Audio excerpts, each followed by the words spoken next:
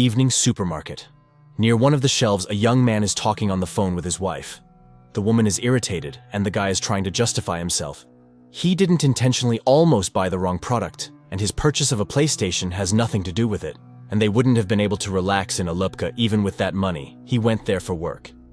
At the checkout, there are 3 people in line.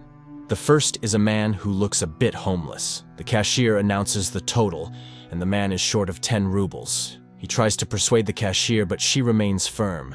So the man turns to those waiting in line. If they care about the fate of a person, they should lend him the missing amount. He asks them to think that they are all preparing for a terrible judgment. And what will they be able to tell when facing the Almighty? While the man delivers this speech, people react differently. One person leaves the line altogether. The man turns to a young guy. It seems like he's not destitute.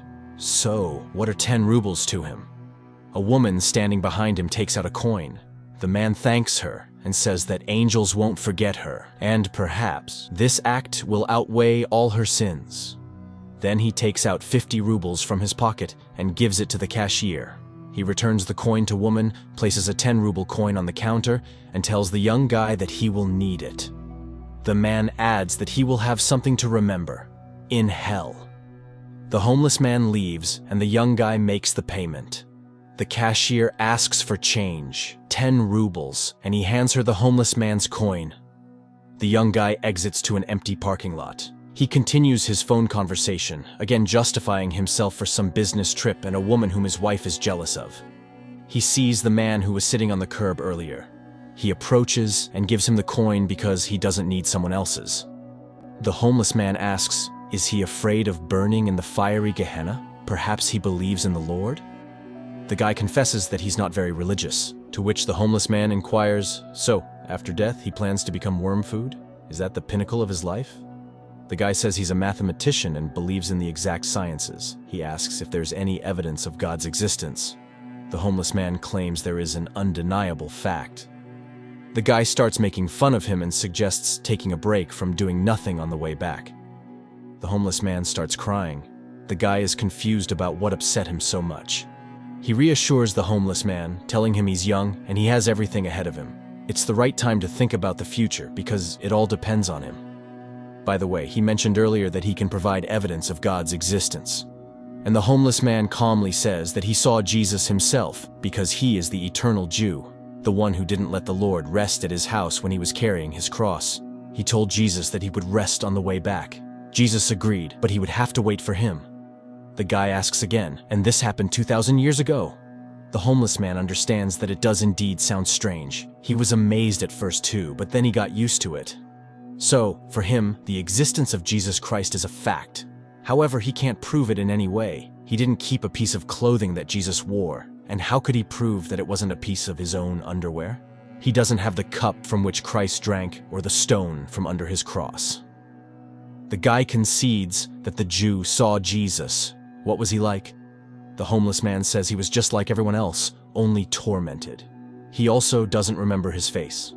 The guy remembers all the faces he's seen in his life. The guy is puzzled and asks again to tell him what happened.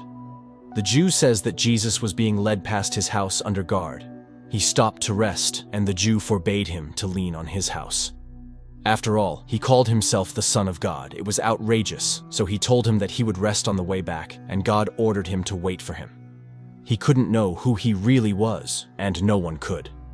The guy asks if the Jew is ashamed that he didn't let Jesus rest.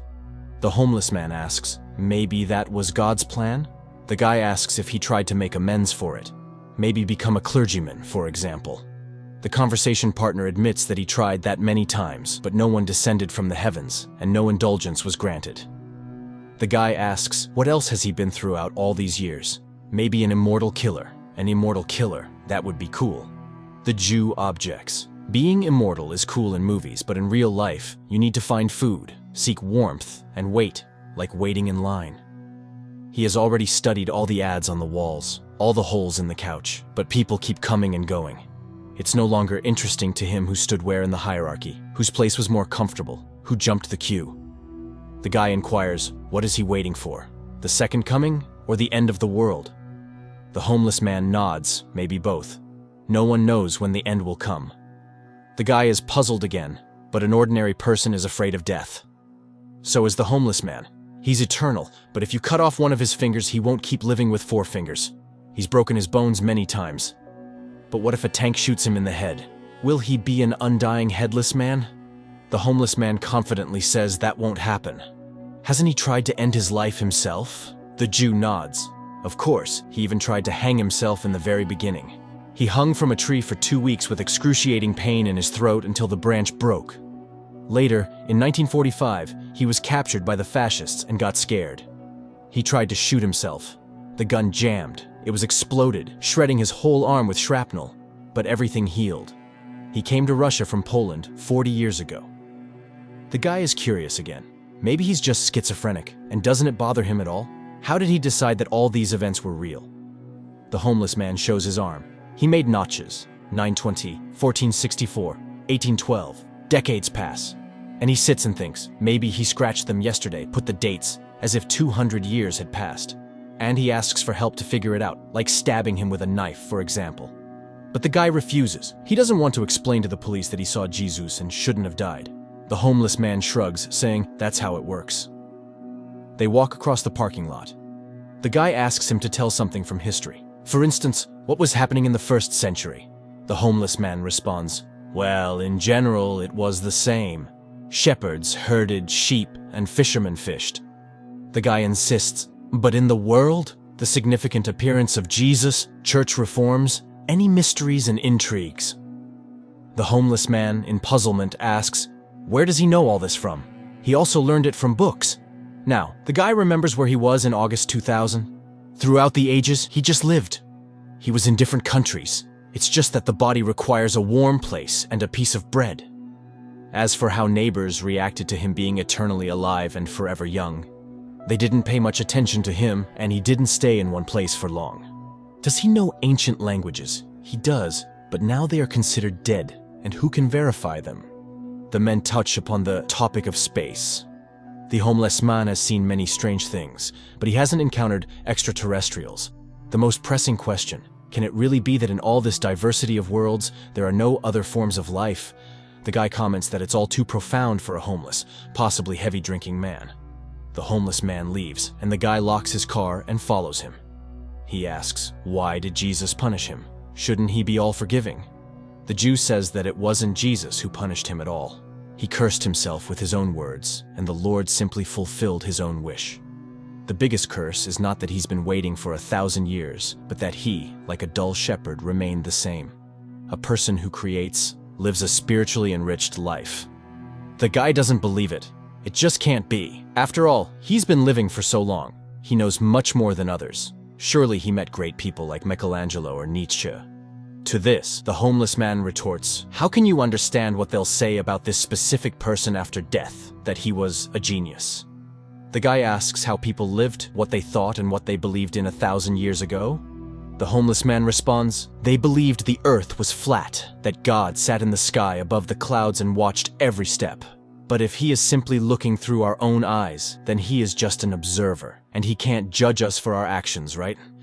It means he is concerned about our actions only as much as they concern us. And if God is in everyone, then so is the devil. The guy teases him. Those are some profound words for a weird man. The homeless man smiles. In a certain sense, a person always has a choice. And fate exists. The fate of a person is determined by their choice. But at any moment, they can stop choosing that fate and start choosing another. So why, even in the modern world, are people willing to kill those who don't share their faith? You just need to make an effort to keep your opinion about someone else's religion to yourself. A person finds something sacred for themselves, and it gives their life meaning, but then they start comparing their primary gender characteristics. They try to prove that their meaning is more significant and more important than another person's. Of course, it leads to conflict. His wife calls again. The guy apologizes and says he hasn't finished yet. He met an interesting person and got engrossed in conversation. She says she'll come over now. He goes back to the homeless man and sits down next to him. The guy asks, why is he homeless if he's so intelligent? And why doesn't he want to change anything? The homeless man says he's living like he's preparing for a big exam, postponing the transformation of his life for later. The conversation partner says he's living somewhat similarly, but he doesn't want to think about death. He's still very young after all. The Jew reassures him, you won't even notice how it passes. No matter what a person does, middle age arrives, and then old age. And deep down, every old man feels like a little boy. The guy says he doesn't want to think about old age and death. Probably that's why people invented religion, to make it seem like there's something after death. Then he smiles and says that he's been clearly fooled. His conversation partner hasn't lived for 2,000 years. He doesn't seem crazy, but maybe he has a special organism. Cells divide more frequently, the body constantly regenerates, unique genetics perhaps. Probably, they can make medicine from his blood. It can't be that he hasn't done anything remarkable throughout his life. He was in Poland during World War II. Did he hide Jews? The Jew laughs. He is a Jew himself. It was a Polish family that hid him, and then they were discovered and taken as prisoners. That's when he tried to shoot himself. The guy laments, well, yes, times were tough. The homeless man disagrees. Times are always the same. The conversation partner is astonished, but how can that be? Everything has changed in the world. If you trace history from the Middle Ages to the present day, a lot has changed. The Jew says that everything changes if you pay attention to those changes every day, just like a river flows, rages, and is never the same. However, the way that river flowed 100 years ago is the same way it flows today, in the same channel. The guy becomes more animated and asks the homeless man what he thinks about the paradox of faith. Can God create a stone that he can't lift? The homeless man explains, it's a paradox of the mind. If he's a scientific atheist, he'd agree that all information about the surrounding world enters the mind through the senses. The idea of God is in his mind, so the problem is in his mind. God in your mind can't create a stone in your mind that he's about to lift in your own mind. The guy is puzzled, but if he can't lift it, then he's not all-powerful. The homeless man advises him not to overcomplicate things in his mind. The conversation partner sighs. He would like to get some answers. The homeless man says he would like to get some answers too. For example, he wants to know what our purpose is, or what happens after death, or what one needs to accomplish in life. Then he asks the guy what he personally would do if he lived for 1,000 years. Seeing the guy pondering, he concludes, he would simply live and nothing else. On the first day, he'd jump for joy. And then? The guy is puzzled. How can one realize oneself as an immortal person then? After all, if humans are God's creations, why did he create them? There must be some meaning to it, right? The homeless man agrees. There must be, but he doesn't know it. And he doesn't know a single person who has realized themselves. Even those who entered history feel like something is missing. Take Hitler, for example. Even if one imagines that he genuinely believed in the ideas he propagated and wanted to change the course of history, did he realize himself? No. He spent his entire life becoming and embodying the caricature of a villain with a mustache. Did he realize the spark inside him, the one that made people stand up and follow him? He doesn't know if one can realize themselves within the framework of our world. So how can a person get to heaven if there's a devil inside them? The homeless man says that all human emotions are manifestations of fear. The part of a person that lives in that fear experiences eternal torment in hell, but the other part of them is love. Even in the Bible, it's written that God is love. To get to heaven, one must choose God within themselves. The guy asks, "Are you God?" The homeless man laughs. He's unpredictable. Sometimes he calls him a homeless man, and sometimes God. He's a human being, but in him, just like in everyone else, there's a bit of God, a bit of love. But surely God must have had a purpose for him. He can't just have left him to live forever and await the end of the world for no reason. There must be meaning in all of this. And the Jew retells Plato's words. Horses are born and die, but they're just embodiments of the idea of a horse, which lives forever. Likewise, people are born and die, but they're just embodiments of the idea of a human, which lives forever. It will live until the end of humanity. Their meeting has no symbolism. He can consider that he just met the idea of a human, which he's always met, even in the mirror. All of them are embodiments of the idea of a human. Tall, short, sad, happy, lazy, successful, full, gloomy, and open. They all think they are unique, but new ones come to replace them. Year after year, century after century, they were children yesterday, and today they are already old. But even so, new ones come to take their place, running, jumping, munching, and leaving in just the same way.